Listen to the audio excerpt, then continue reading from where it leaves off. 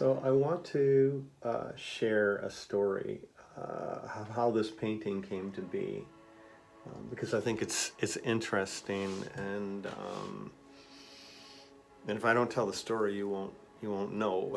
So, and when I tell a story, I get deeper into the story, and it means more to me because the telling of a story is at the very essence of what it means to be human.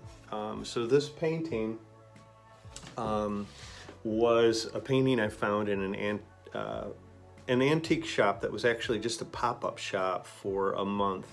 And I went in and I had a somewhat stilted conversation with the person officiating there because their English was not so good, my French not so good. So, but this piece really caught my attention, and I saw it, and I'm very cautious about purchasing things here because I live in such a pared down way. A pilgrim's existence is kind of how I describe it. A very small apartment, very few belongings, and that's just where I'm at right now in my life. But this painting stood out to me, so I purchased it. And I did something that is quite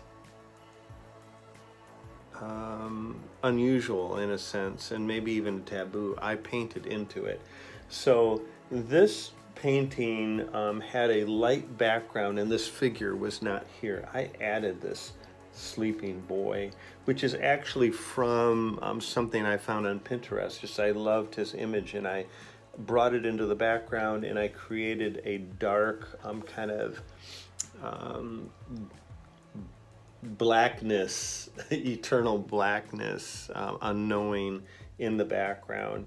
And so what this means, what is the meaning of this painting?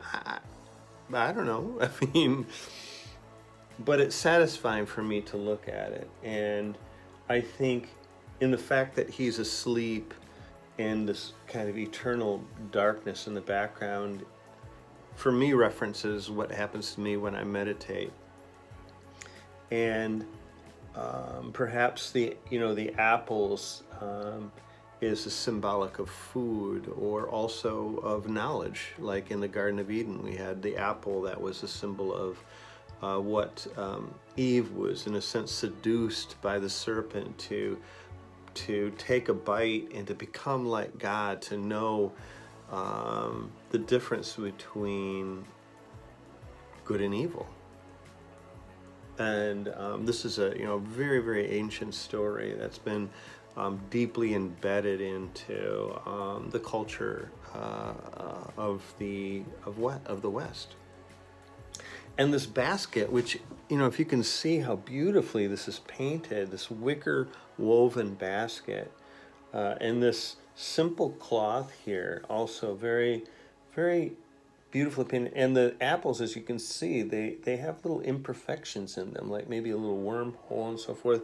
So as this is what would be considered a naive painting, but there's a sophistication to it. And so I'm sharing this with you because this is something I made.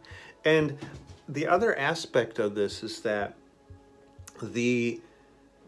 this becomes a collaboration, because this painter, who is an unknown to me, and I tried to find there was a little signature which I painted out, and then I just added my signature because I bought this painting, it became mine, I painted into it, and that in that way it is a collaboration with the person who offered it for sale, which I purchased, the original painter who created the initial image, and then me going in, altering the image and making it mine.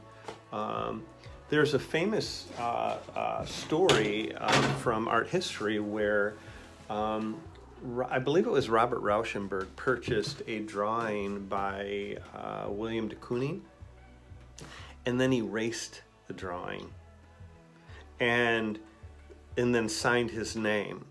And this was, became a conceptual art piece, and you could still see the ghost of the image that de Kooning had drawn.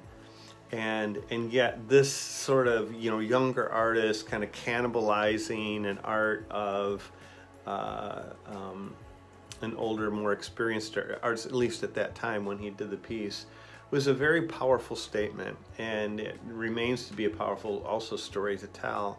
So, you know, that's something I knew from art history, and it's not exactly the same thing, but there is, you know, there is a, you know, you can see a relationship where one artist takes another artist's work and does something different, takes it to another place. So anyway, just telling you that story this morning, and I hope that's fun for you.